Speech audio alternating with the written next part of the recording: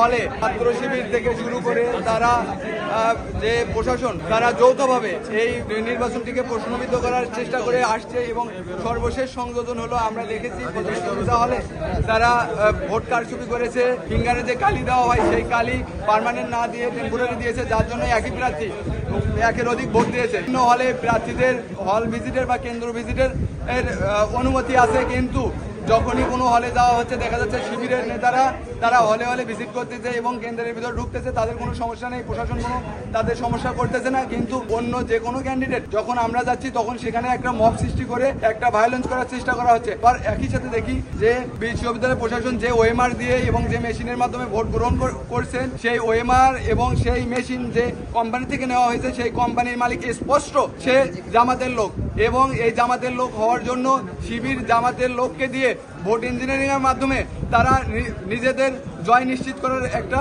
ষড়যন্ত্র করেছে। সবকিছু মিলিয়ে আমরা দেখলাম যে জাহাঙ্গীরনগর বিশ্ববিদ্যালয়ে 33 বছর পরে যে নির্বাচনটা হচ্ছিল সেই নির্বাচনটা আসলে সাধারণ শিক্ষার্থীদের মতের কোনো প্রতিফলনই ঘটবে না। আর যদি সাধারণ শিক্ষার্থীদের মতের প্রতিফলন না ঘটে, ভোট ইঞ্জিনিয়ারিং এর মাধ্যমে কোনো প্রার্থীকে সুযোগ দেওয়া হয়, কোনো প্রার্থীকে ভিপি হিসেবে বের করার চেষ্টা করা হয়, সেই নির্বাচনে অবশ্যই জাতীয়তাবাদী ছাত্র দলের প্যানেল যুক্ত থাকবে না। আমরা যার জন্য এই অসঙ্গতিগুলো স্পষ্ট তুলে ধরে আমরা এই ভোটকে এখনই বর্জন করলাম।